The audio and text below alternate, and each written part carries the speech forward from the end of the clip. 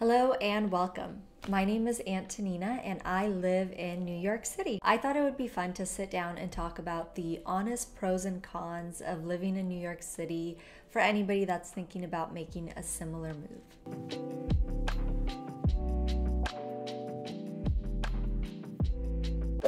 Pro number one, New York City is the land of opportunity. If you're an entrepreneur, the connections that you make in New York City are so hard to beat. New York City is a very social place, and so people are used to putting themselves out there.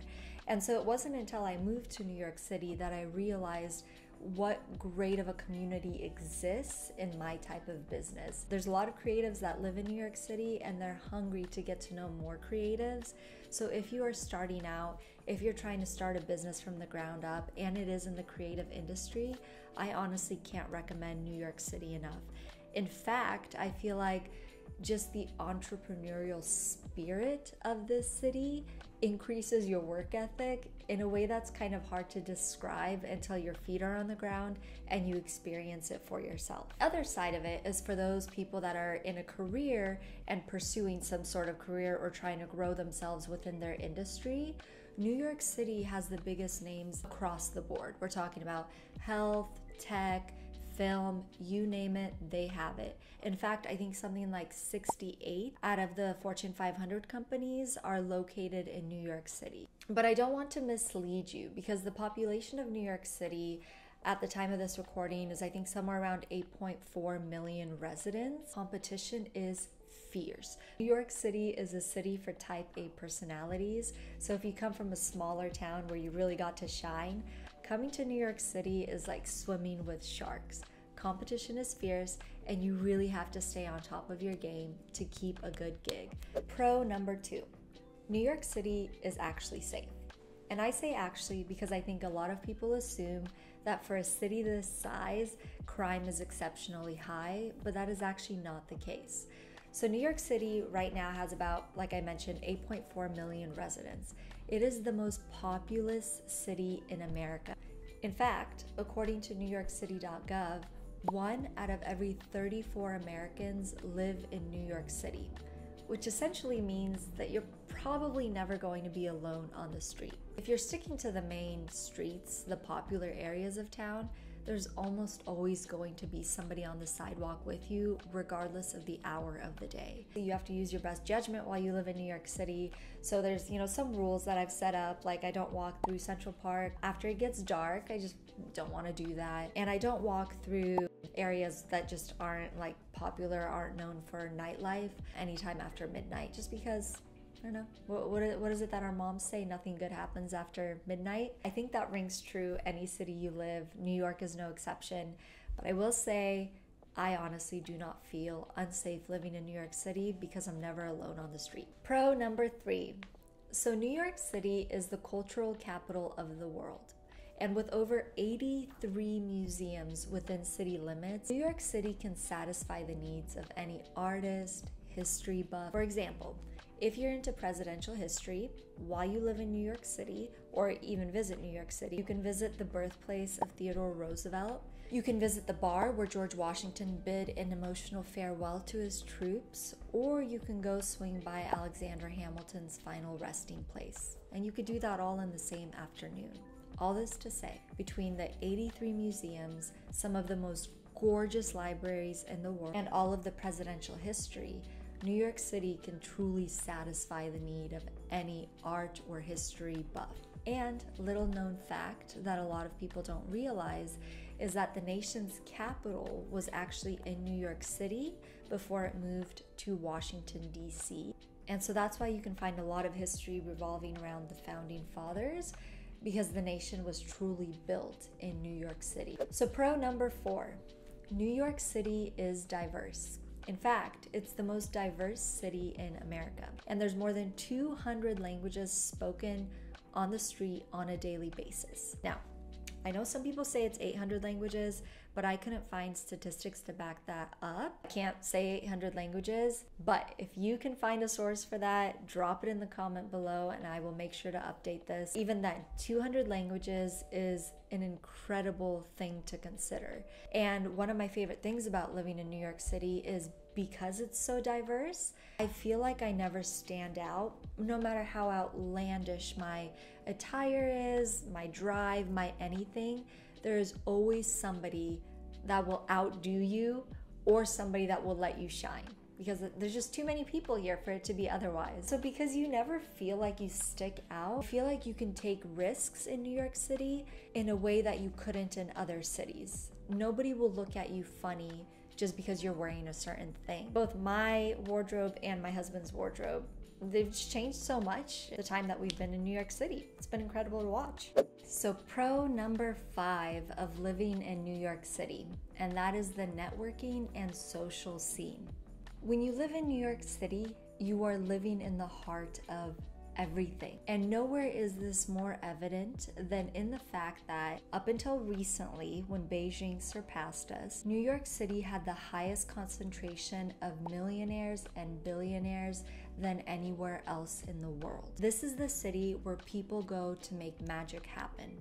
And that's true for entrepreneurs, as we talked about, and it's also true for people that take their careers very seriously. Since we've moved to New York City, we've befriended a few people that, work in the office setting, and they talk about how almost 3 times a week after work, they go out and they get drinks with coworkers or drinks with the supervisor. Moving here from Portland, Oregon, this came as a big shock to me, because in Portland, Oregon, people are the exact opposite, where they will tell you they want to hang out, but it's really, really hard to actually make that happen. Moving to New York City, it was quite refreshing to see how people genuinely enjoy putting themselves out there and making new connections and going to social settings, attending parties, going to bars after work, hanging out in groups. So if you're willing to really put yourself out there, you'll find this treasure trove of new connections and new networking opportunities that will help further your career in due time. And on another note, the social scene in New York City is insane. As I mentioned, our friends normally go out like 2-3 times a week, not including weekends. We didn't realize just how social New York City was until we moved here. And my husband and I had to have a conversation about 2 months after moving here, just to kind of like regroup, discuss our budget, because we were spending way too much just going out with friends, because that's just the way you do it in New York City. And we didn't really ease into it, so we learned the hard way, to start saying no to certain things so that we could say yes to others. Just be prepared for that. I wasn't prepared for that. The social scene in New York City is next level. So the next pro of living in New York City is the fact that there's always something to do. It is impossible to justify staying home while you live in New York City. Almost without exception, every single week brings something new to the city that wasn't there the week before. Whether it be a new exhibit at a museum, a world-famous musician playing at a jazz club, or whether it be a Michelin star restaurant that just popped up with a new menu item. There is literally always something to do in New York City. You can simply Google things to do in New York City this weekend, and you will be rewarded with a list of 20 items, events that you didn't even know existed. And that's just one of the biggest perks of living here. Honestly though, it's not even the planned events that surprise me after moving here. It's the random walks that end on very magical notes. For instance, my husband and I, before we start the workday, we go on a walk through the neighborhood, or we go on a walk through Central Park. And one morning we were walking through Central Park, and lo and behold, there's this massive film crew, and we were, intrigued by this. So we approached the crowd, and we're just standing there trying to figure out what all the fuss is about. And there's Sarah Jessica Parker, like 30 feet away from this crowd of people that are literally just walking in the park on a random Tuesday morning. What other city? Well, I guess LA could be like that, but I don't know, it just really brings the magic of New York City to light. It's these unplanned events, this thing that you do every day. I just go on a walk, and yet somehow once or twice a week something incredible happens. And another fun example is one time my husband and I, we had friends staying with us, and we took an evening stroll through, I believe it was Washington Square Park. Have nothing planned for the evening, just coming back home. And we walk across this magical piano concert in the park. And there's people, huddled around benches trying to get closer to the pianist. There's like a few folks laying under the piano, getting serenaded by the music. It was such a fun sight, something, I didn't even know happened in New York City, but it turns out it's a normal thing in New York City. But that's what I mean, just randomly walking through the city. There are so many magical moments to be had where even if you're, not planning to spend a dime that night, just a simple walk through the neighborhood always presents you with something fun and exciting. So pro number 7, the food scene in New York City is insane. New York City is actually home to 69 Michelin-starred restaurants, which is the 5th highest concentration of Michelin-starred restaurants in the world. Now, I know I can already hear you. I understand that you need a trust fund to try them all, but listen, there's such a diverse spectrum of cuisine in New York City that you don't have to shell out at the big name brand restaurants.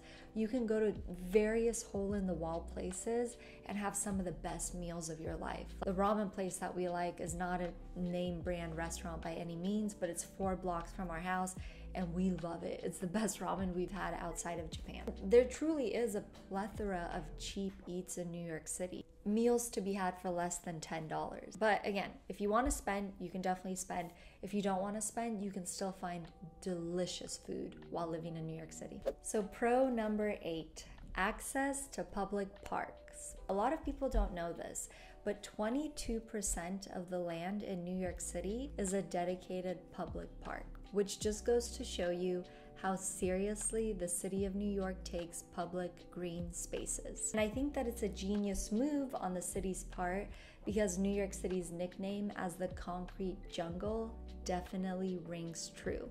And if you've ever spent a considerable amount of time in New York City, you'll realize just how much concrete exists and it can get overwhelming. Thankfully, there's plenty of green spaces where you can go to prevent burnout. Obviously, the most impressive park in New York City is Central Park, and clocking in at 850 acres, it is a sight to behold. But there's so many other great parks besides Central Park for people to explore. One of my personal favorites is Bryant Park, which is right next to the New York Public Library. To me, stepping into Bryant Park feels like slipping into some corner of Paris. It's very European with the beautiful green metal chairs and tables and people lounging. Another great park is Washington Square Park, which is, I think, the best place in the city for people watching. Regardless of the park that you choose though, it is so nice to have so many places to escape to whenever you're feeling like the city's a little bit too overwhelming. And New York City does it right. In fact, 99% of New York residents live within a 10-minute walk of a park. Pro number 9, the fashion in New York City is exciting. It's electric. People in New York City take a lot of pride in dressing well, and you can't help but benefit from it. It's almost contagious. Living in New York City means that you have access to a plethora of new trends. In case you're curious, socks with Birks, still not fashionable, but you will definitely see it on the street. Even though people take a lot of pride in dressing well while living in New York City, it still feels like there's no pressure, obviously unless you're attending, a gala or something. There's no pressure to dress a certain way, so you can dress however you like, but I promise you that after you move to New York City, your sense of style can't help but change. This is especially evident in terms of quality of clothing. Ever since I've moved to New York City, I became a little bit more aware of getting high quality clothing as opposed to a lot of clothing. Pro number 10, New York City has very, very efficient public transportation to the point that you will not need to move out here with a car. In fact, I would go so far as to say that if you move to New York City with a car, you are entering a whole world of hurt and headaches in terms of finding parking, moving your car twice a week for street cleaning, driving in the crazy traffic in the city. Personally, for us, it wasn't worth it. What's more, the cost of a monthly subway pass comes in at about $133 and gives you access to the entire, subway transportation system, the buses, anything you need to get from point A to point B, which in our case was comparable to the price of car insurance and maintaining the vehicle. And so it made sense to kind of toss the car, get a subway pass, and get wherever we need to go. I would say 80 to 90% of the time, we are always on time to a destination, but by and large, it's a very reliable system. So much so that 10 million people a day use the subway in New York City, which just speaks to how efficient it is. Pro number 11 of living in New York City is one that you probably know very well by now. New York City is the city that never sleeps. And this is so true. A lot of people work late into the evenings. So if you get off at, let's say, 9 o'clock at night, you're probably not gonna hang out with your friends until 9:30, 10 o'clock in the evening. In most cities, restaurants close by that hour. In New York City, some restaurants just start filling up at that hour. We have hung out with our friends well into the evening. We're talking about 2 a.m., 3 a.m. And after we're done hanging out, if somebody in the group is hungry, we will literally be able to find an open restaurant, be it a pizza place, ramen, cookies, what have you, within a 5-block radius from wherever we are. And I'm telling you, you haven't lived until you have access to a hot bowl of high quality ramen at 2 in the morning just because it's there. And a classic way to end an evening in New York City is to swing by a pizza place. It's just the thing we do in New York City. Grab a slice of pizza with a friend, sit down, talk about the evening before splitting up, going home on the subway. Okay, so now that we've talked about the positive aspects of living in New York City, let's talk about the cons. As you know, there's pros and cons to everything. New York City is magical in so many ways, but I would be remiss if I didn't mention some of the things that kind of bring you down when you live in this city. Let's start with the biggest con of living in New York City, and that is the rent is too dang high. Like I'm telling you, not even in the same time zone as affordable. I feel like the rent prices in New York City, I would say comical, but really they just hurt. My husband and I, we moved to New York City during COVID when the prices fell down because so many people were leaving the city. We got a place in the Upper West Side. It's a 1-bedroom apartment, and we currently pay $2,200 for it. Before we moved in, the previous tenants were paying $3,000 for the same unit. $3,000 is not affordable by any stretch of the imagination. Thankfully, both my husband and I have careers, so we're able to make it happen. But there's no denying that when you live in New York City, the rent takes such a big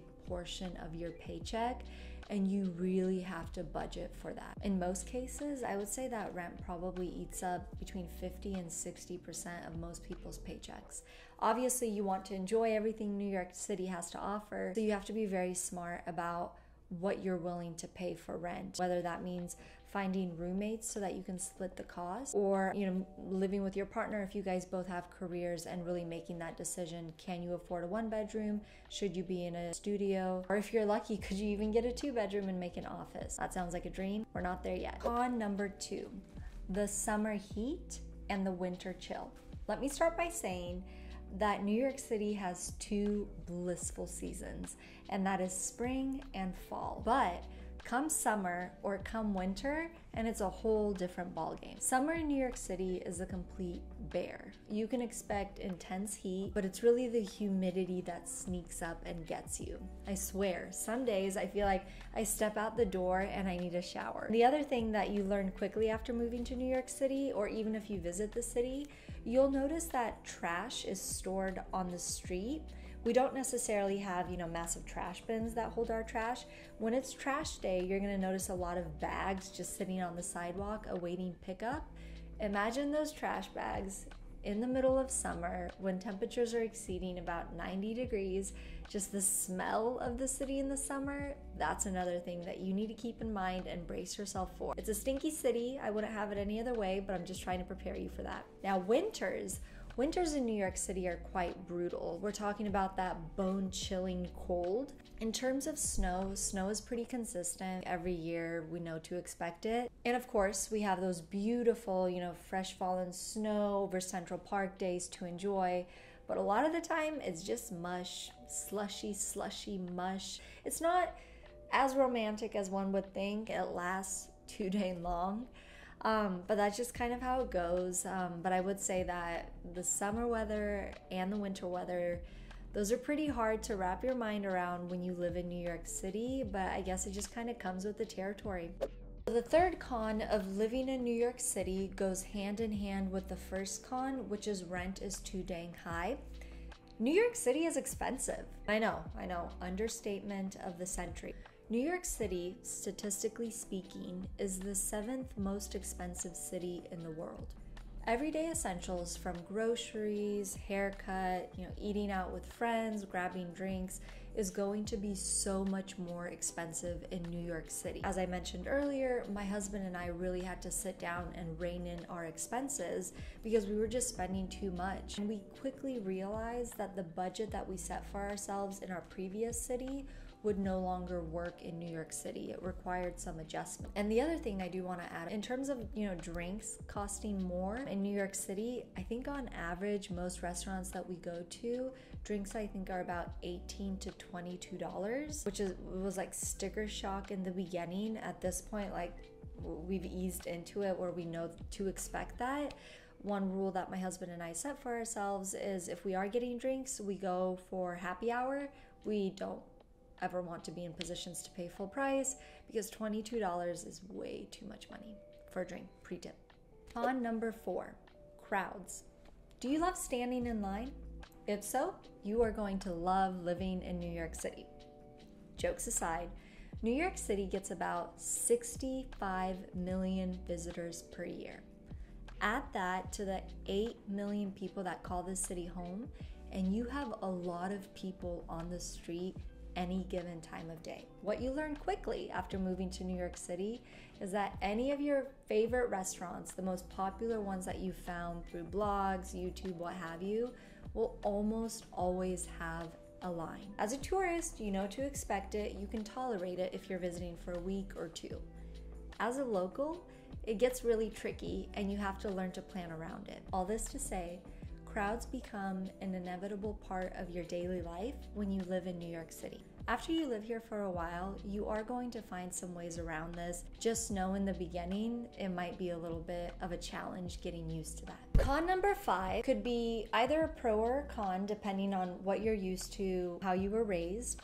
But New Yorkers are blunt. These people are on a mission. They have somewhere to go. If you have a question, they're gonna help you. They're not gonna make it frou-frou. They're literally just gonna say to you, if you need to get to 39th Street, you take this and then you're gonna take a left and you're there, done. And then they move on, they speed walk out of there. I think a lot of people that grow up like in a place like the South where small talk is the norm, moving to New York City is almost a culture shock. The way that I see it is I think that New Yorkers are kind, they're just busy. These are people that move here because they want to make their dreams come true. If you're standing in the way, they're gonna let you know. If you ask for help, they're gonna help. They're just gonna do it in their way, which is quick, I gotta move on to the next thing. Personally, I like it, but not everybody feels the same. Con number 6 is an absolute bear.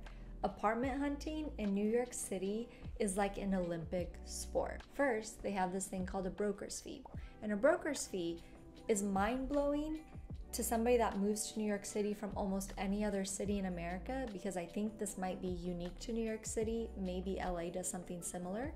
But essentially, when you find an apartment, you will have to pay the person that showed you the apartment a fee of about 1 month's rent, the equivalent of 1 month's rent, or 10 to 15% of what you're gonna pay for your apartment that year. It's a little bit complicated to understand. I don't think I understand it fully, but the way it worked in our situation is we were looking for apartments on our own, so we used StreetEasy.